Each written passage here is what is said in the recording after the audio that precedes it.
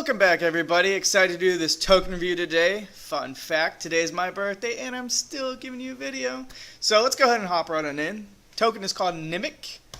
CoinMarketCap says it's roughly at $2.93 at the moment. It went all the way up to about $7.72 January 7th, and as usual it's tanked, but if anybody's been in the crypto market, you've known that the whole entire market as a whole has been on a downward slide. So never fear.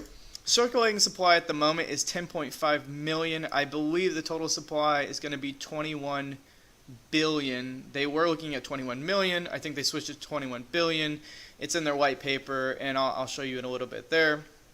Let's go look at the markets where it's traded. Currently, it's only on 3 different exchanges: HitBTC, Liqui, and Ether Delta. Social, I want to show you real quick. They are going to announce, or they just announced 10 hours ago, I guess, a $200,000 bug bounty program for hackers to try to, find bugs and break things. So that's kind of cool coming up here, or just got announced.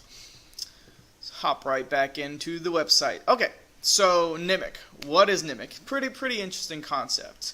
It's supposed to be the world's first browser-based blockchain ecosystem. So what does that mean? Basically, you're going to be able to use your web browser to mine cryptocurrency. Pretty cool. Installation free, because typically everybody has a web browser, can browse if you have access to the web, you got a web browser. Native web platform written JavaScript. Syncs in seconds, so basically that whole entire blockchain syncing of the wallet, you don't have that particular issue with this because it's all basically through the web base. It's a light client, as they call it. Established distributed consensus, requires blockchain data, is less than downloading a song. And I've tried it. Granted, it's on their test net. Their main net's not out yet, but it's very quick and easy. Instant transactions, off-chain transactions scale beyond paying for a coffee. They unleash the microtransaction and atomic swaps for cross-chain compatibility.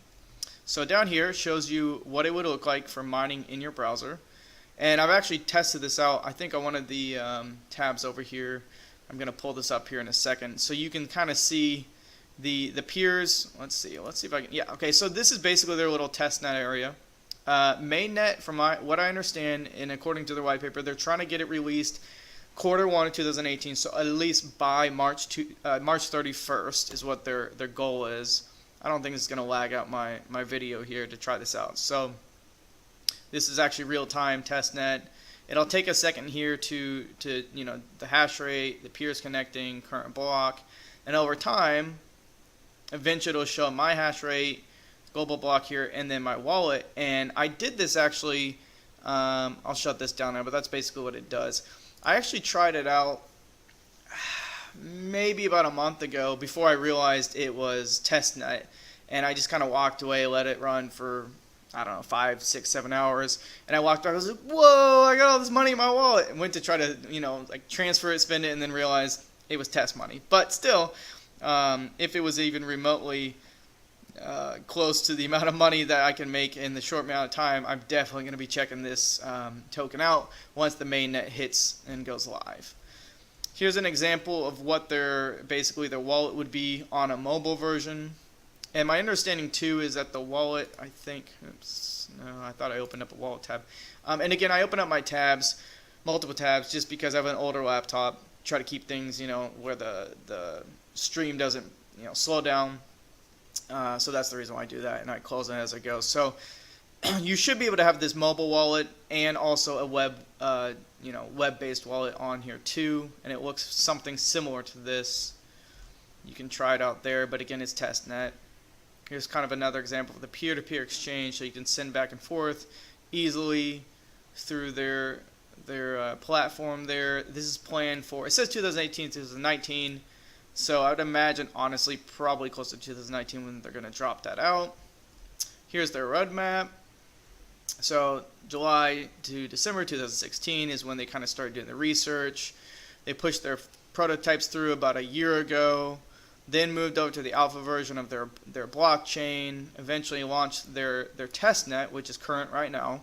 And you can go and try it just like I showed you. I just want to sit there and let it run too long while we're doing this video. They are trying to push it where they're going to be ASIC resistant. That's kind of their goal. They don't want to. the whole entire concept for the web development is that they want it to be like borderless. They want it to be the barriers of entry to be very, very low. I mean, if you think about it, almost anybody in the world, for almost everyone, has the access to internet in some way, shape, or form. So they want the ability for them to just be able to open up their browser, do anything at the same time, and get cryptocurrency, and then also be able to exchange and use it. So they want that instead of the barriers of entry being really, really high, or you have like the ASIC miners who are taking over, and the little guy can't get involved because they don't have the money, and stuff like that. Like, they're trying to stay away from that, which is why they brought this browser-based concept into play. Launch of mainnet, they said Q1 2018. I read other places on their white paper. They didn't specify a date, but they said they're still shooting and still believe they can finish it in Q1 of 2018, which roughly ends March 31st. So either between March 31st and now, somewhere in there, like, they're going to obviously try to finish it sooner, as soon as they can. But they want to make sure they do it right, they said. And then the end of it, not the end of the roadmap, but the end of this particular roadmap, what you have here, is where they claim the fun begins, the off-chain transactions, peer-to-peer exchange, etc., and any other ideas that they have in the future. So that it's still early, obviously, because you're looking at probably a year away from them actually really being to the level of where they want to be, like, fully. But it's still a pretty cool concept when you start to think about that anybody could get on at any time, whether you're at home, whether you're a student. It doesn't matter where you're at. If you have access to the internet, on your phone, on your computer, any device, in theory, you could be mining Nimiq. So that's really, really cool, and you could be transferring it back and forth. This is their team here. Not every single one of these guys are their developers. These two guys over here are more like their video type people over here. But let's hop on over their team right here. So here's their creator, Robin. He's the one that actually invented and created Nimiq. He has a couple. It looks like his background is into obviously JavaScript, white hat. I'm assuming usually white hat's the term for like SEO type stuff, website type stuff. Developed open source Snapdrop. Talks about how many visitors they had. So it sounds like he's tied into the web-based stuff pretty well. You also have another tech guy in here. Where did he graduate? I thought this was the guy he graduated from. Oh, right there. BA German Research Science of Artificial Intelligence. It was at the very beginning. I kept skipping the first part. This guy's from Silicon Valley. So they have, let's see, 1, 2, 3, 4, 5, 6, I guess 7 people developing.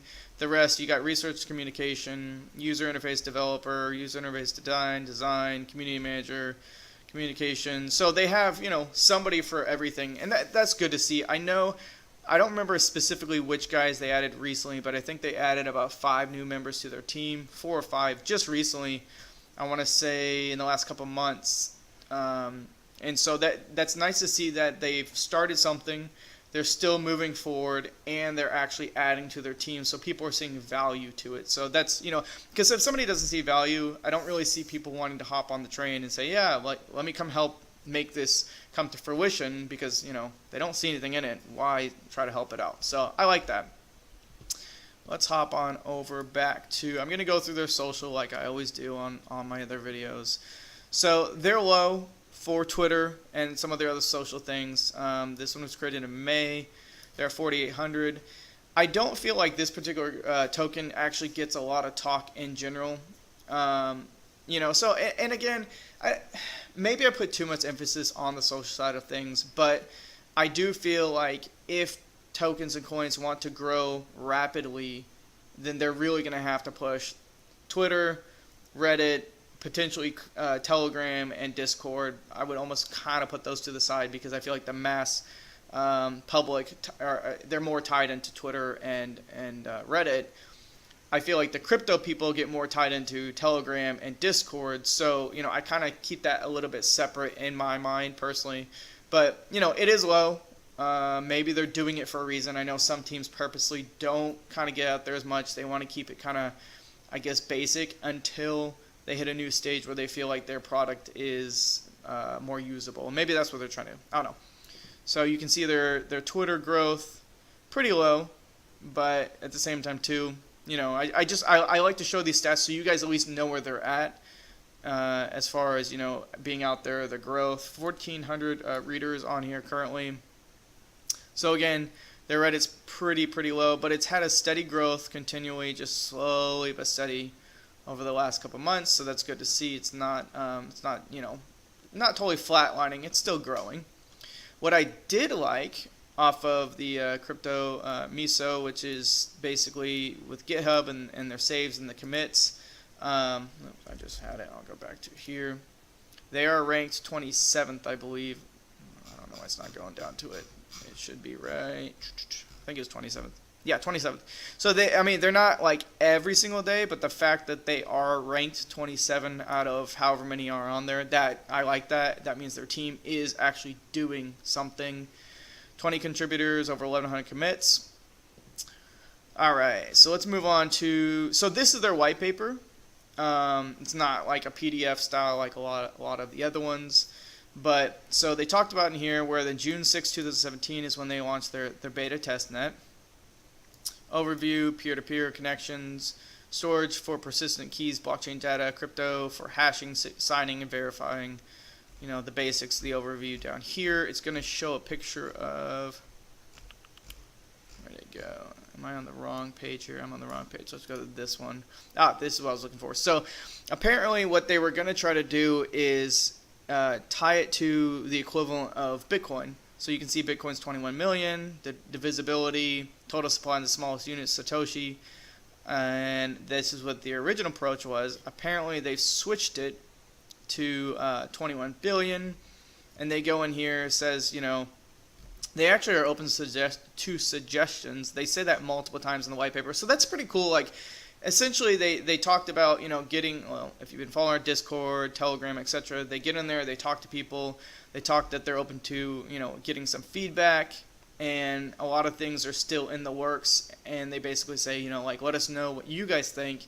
And then maybe we can change things from there. So essentially why they changed the supply, they claim the total amount of the smallest units remain the same above. Now from Nimiq, instead of one NIM, originally representing 100 million smallest units, we have just adjusted the denomination such that one NIM now represents 100,000 smallest units, which means one original NIM equals 1,000 NIM going forward. The idea is to lower the probability of having to enter values with various post-comma digits, a routine that would not feel intuitive for the mainstream user and would work against our ease of use paradigm. So, let's see. So, like, for example, right here, the reason for this change is primarily as usability. One, sending somebody 0.00123 NIM is much more complicated than 1.23 NIM, for example. So, I agree with that. I think people get very, very confused, especially on exchanges for Bitcoin. It's like 0.0000 whatever a Satoshi, and they're like, wait, what? And they just, like, I think inherently humans feel awkward when things are, like, cut down rather than, like, in holes. So I think mentally, like, it's a good, I like why they did what they did. So that's kind of different. I haven't seen anyone else present it that way, but I like the fact that they did do that. Let's go back, I think. All right, so they do talk about when mainnet. And essentially, and here, in the interest of launching something as complex and sensitive as a new blockchain, the only constraints are the unknowns that would compromise such a launch. But essentially, what they basically feel like they can still tackle it in the time frame. Our goal remains to release mainnet this quarter, which is Q1 2018. So that's still on track. Let's go back to this. So, script languages. Yeah, I'll go to frequently asked questions. So they talk about what their testnet is, and essentially that's just, it is what it is. You can go in there, you can click on the little thing, you can see the peer-to-peer connections, you can see the global hash rate, you can see your hash rate, you can see how much you've made. If you click on the little wallet icon that was there before, which I didn't click on, it'll show you how, literally how much you've made in the NIM, and then you can transfer out if wanted. What is Nimiq? Browser-based, which we already talked about. Blockchain designed for simplicity. Reason of existence to bring benefits of blockchain technology to humankind. I do feel that this team is very much about like how they can change the world and what they can give back to the world. And I think they're out of Costa Rica, and obviously in Costa Rica, it's not like a third world country per se, but there are a lot of people that have issues.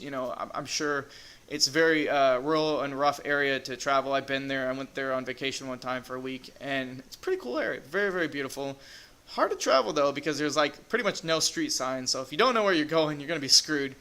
But I think their mindset is just very like how do we better the lives of maybe the people in Costa Rica and everyone else around the world. And I think that's where they came up with the concept of it's not like they're going to be ordering a ton of graphics cards and shipping them to Costa Rica and setting all these miner systems. I mean, I just don't see that happening. So this is a way to tackle and make things simpler. So that was really, really cool.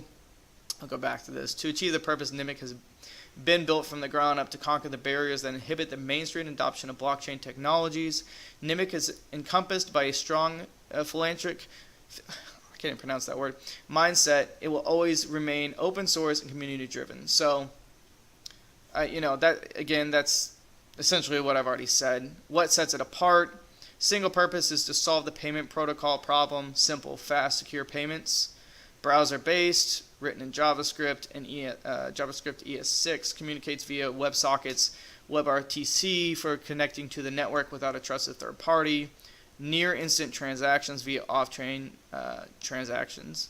So that's pretty cool. Long-term commitment and good cause contributed embedded into the Genesis block. Let's see. So one other question that I thought was interesting, because I thought about this too, like what happens if you open up multiple browsers? What happens? So each time, this is talking about the test net, but I mean, I'm sure the main net's going to have the same thing. Each time you open up the test net with a new browser, it will create a new wallet, private/public key for you, and store them in a browser using the web storage API. So you could open up, 20 different browsers and essentially be mining on 20 different things.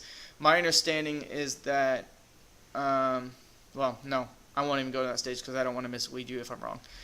Is Nimiq browser only? No, not at all. We designed Nimiq to be able to run in your browser without extra software. That doesn't mean it only works.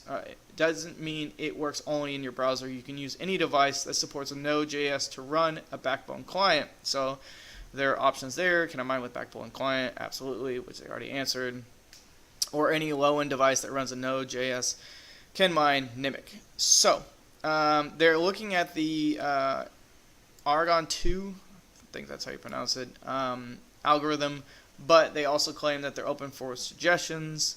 They want to ensure that the GPUs or similar processors won't be able to hash a lot faster, so they're trying to keep that where they won't like centralize the mining, separate that. Let's see. The best hardware for mining Argon 2 is unknown at this point, as optimized miners have not been developed yet. So that kind of as a whole, or in a nutshell, kind of describes Nimiq in my opinion.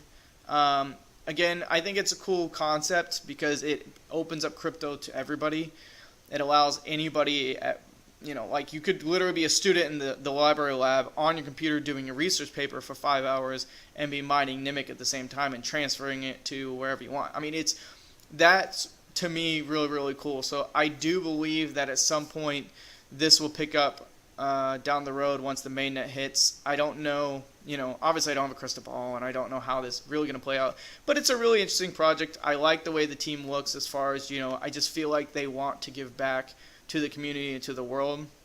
I feel like some teams are more business oriented, which there's nothing wrong with that. I like business oriented teams also, but this team seems very, very genuine too, just like some of the other coins and tokens I've talked about. So yeah, that's kind of my overview. I like the fact that I haven't heard that much about it, so I'm hoping that maybe this is the first time you've ever heard of it too, and I would love for you guys to give me some feedback. Again, positive feedback, negative feedback, doesn't matter. I just want feedback. Just give it to me because I want to know what you guys like, what you guys don't like, and if there's something about Nimiq that I didn't talk about that's very, very important, please put it in the comments below so then I can know, and then either A, I can do a follow-up video, or B, I can just highlight that comment in the section down below, and then other people, when they come and watch the video, they can read the comments and see something that I have missed to tell you guys. So thanks guys, have a great night.